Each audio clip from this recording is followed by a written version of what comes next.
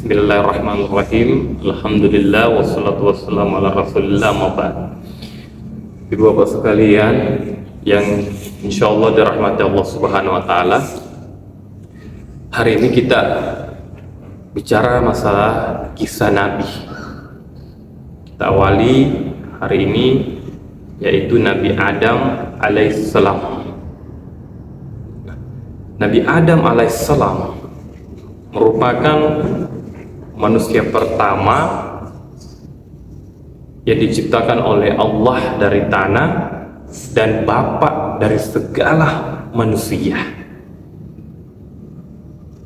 Ketika Allah hendak menciptakan Nabi Adam, jadi Allah dulu itu memiliki makhluk, malaikat, iblis, barulah diciptakan manusia pertama yaitu Adam alaihissalam. Nah, sebelum diciptakan, malaikat sempat komentar ketika Allah berfirman, "Inni ja'ilun fil ardi khalifah." Aku hendak menciptakan manusia untuk menjadi khalifah. Malaikat komentar, "Ya Allah, bukankah kami ini tidak cukup ya Allah? Kami selalu bertasbih, menyembah, memujimu. Mengapa lagi engkau mau menciptakan manusia yang nantinya akan berbuat kerusakan dan saling menumpahkan darah?" Allah menjawab, "Sungguhnya saya lebih tahu apa yang kalian tidak ketahui." Situ malaikat komentar. Kemudian Allah ciptakan Nabi Adam, kemudian Allah bekali dengan ilmu. Allah beritahu segala nama-nama benda yang ada di sorga pada Nabi Adam alaihissalam, dibekali dengan ilmu. Setelah itu dikonfrontir antara malaikat dengan Adam. Nah, disuruh malaikat sebutkan benda-benda yang ada di sekitar situ. Malaikat berkata, "Kami tidak mengetahui, kami hanya mengetahui apa yang kau ajarkan ya Allah." Ketika Nabi Adam disuruh, disebut semua Adam, disebut semua. Jadi berkat ilmu yang dimiliki oleh Adam alaihissalam, Nabi Adam, maka dia lebih hebat daripada malaikat. Nah, akhirnya malaikat diminta untuk sujud kepada Nabi Adam alaihissalam. Namun sujud di sini maknanya bukan sujud ibadah, tapi sujud penghormatan. Begitupun iblis diminta oleh Allah sujud kepada Adam alaihissalam. Tapi kata iblis, "Bagaimana mungkin saya mau sujud ya Allah? Saya lebih hebat. Aku diciptakan dari api sedangkan Adam dari tanah." Jadi apa? Muncul kesombongan dalam diri iblis. Merasa lebih hebat, merasa lebih tahu, merasa lebih mulia daripada Nabi Adam alaihissalam. Allah tidak menyukai orang yang seperti itu, tidak menyukai orang yang sombong. Akhirnya dilaknat iblis. "Keluar kau dari surga iblis." Namun iblis meminta penangguhan. "Ya Allah, oleh karena aku telah kau keluarkan dari surga, kau laknat aku, maka aku minta penangguhan sampai hari kiamat untuk aku menggoda Adam alaihissalam beserta anak dan keturunannya." Baiklah, kata Allah. Nah, jadi malaikat sujud kepada Adam alaihissalam, iblis dilaknat oleh Allah karena kesombongannya, ia tidak mau sujud kepada Adam alaihissalam. Nah, ibu bapak sekalian insya Allah dirahmati Allah, jadi derajat Nabi Adam lebih hebat, lebih tinggi dibandingkan malaikat, Pak. Bayangkan, kita ini lebih hebat daripada malaikat derajatnya. Kenapa bisa? Karena dibekali ilmu. Adam dibekali ilmu oleh Allah yang membuat dia lebih tinggi derajatnya daripada malaikat. Jadi sekali lagi, kalau kita mau menjadi khalifah di muka bumi ini, manusia kan menjadi khalifah. Tujuan diciptakan manusia menjadi khalifah. Kalau mau menjadi khalifah yang baik, yang berhasil, maka tidak lain manusia itu harus bermodalkan ilmu. Makanya mak guru belajar.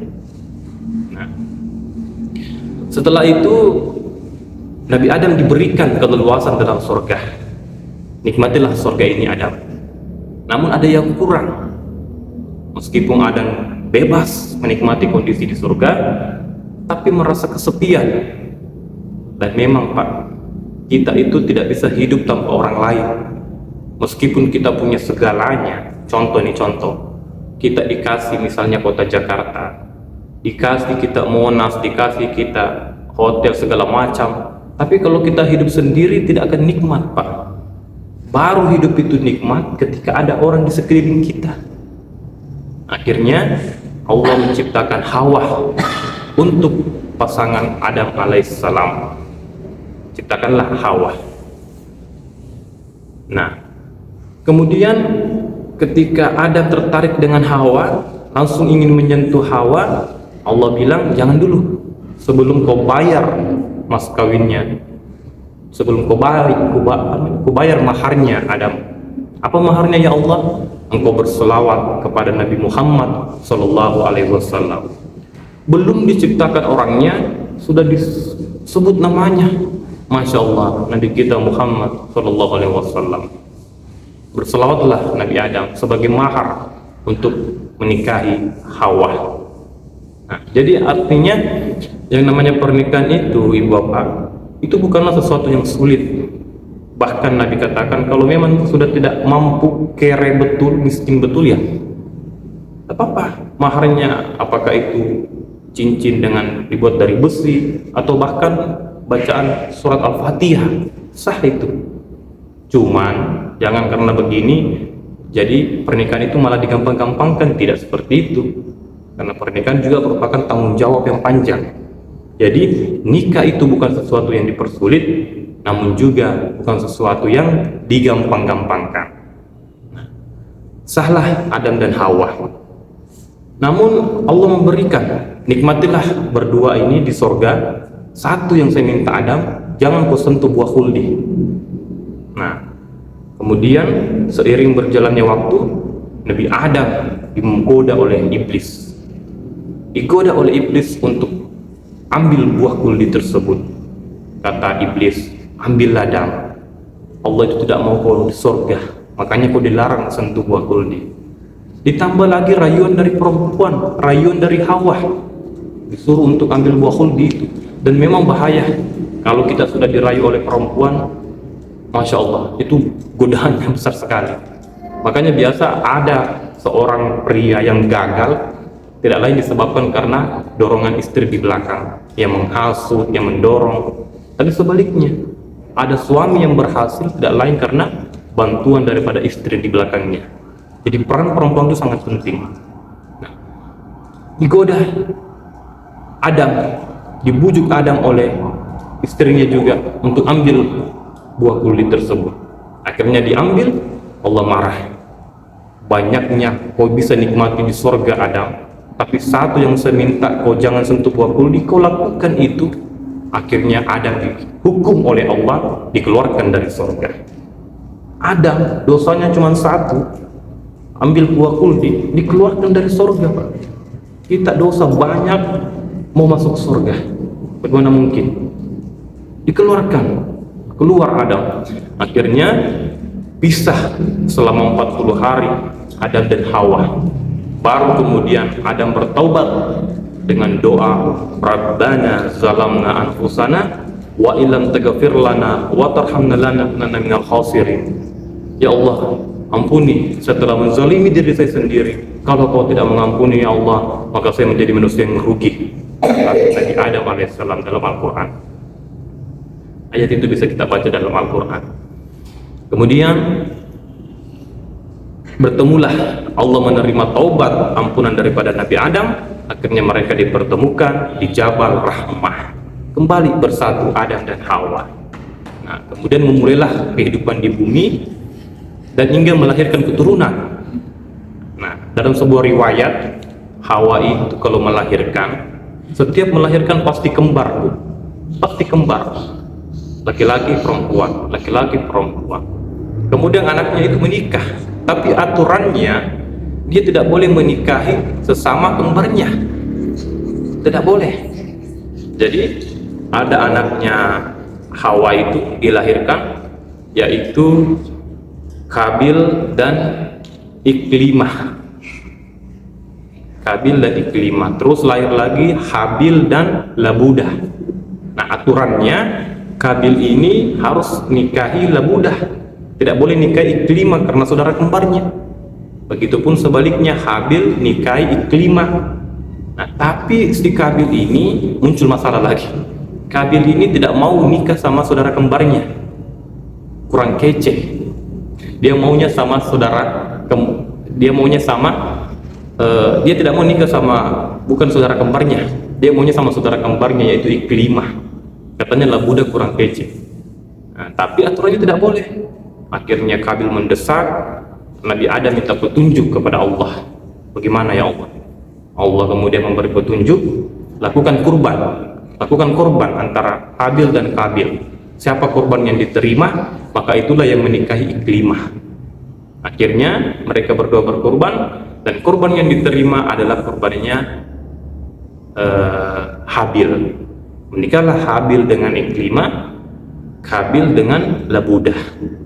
Tapi Kabil tidak puas, punya dendam.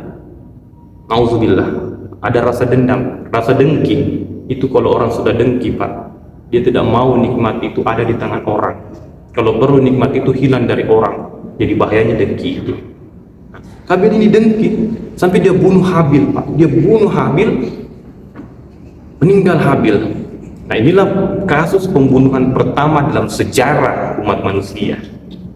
Nah, heran Kabil, kaget Kabil setelah membunuh saudaranya. Bagaimana jasad Habil ini? Mau diapakan? Allah memberi petunjuk melalui burung bahwa ditanam dalam tanah, dikubur. Nah, dikuburlah Habil. Itulah sejarah pembunuhan pertama manusia. Jadi, ibu bapak sekalian yang saudara rahmati Allah. Nah, yang namanya manusia itu diciptakan oleh Allah sebagai khalifah.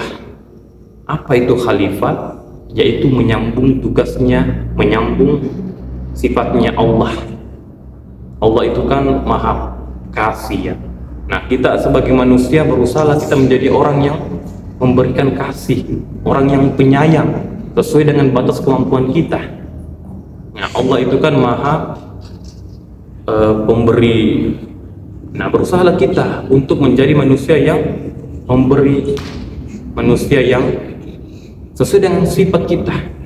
Itu khalifah. Kemudian khalifah itu memakmurkan bumi, membudidayakan bumi, bukan malah jadi perusak, bukan malah jadi penghancur. Nah, kita gunakan, kita eksplor bumi ini, hutannya, apa yang ada dalam bawah bumi ini kita eksplor untuk kesejahteraan kita sendiri, umat manusia.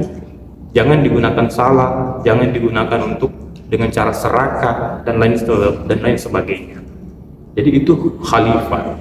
Nah, kemudian kita ambil contoh, jangan kita seperti Kabil, punya rasa dengki, punya rasa dendam, kemudian sampai membunuh.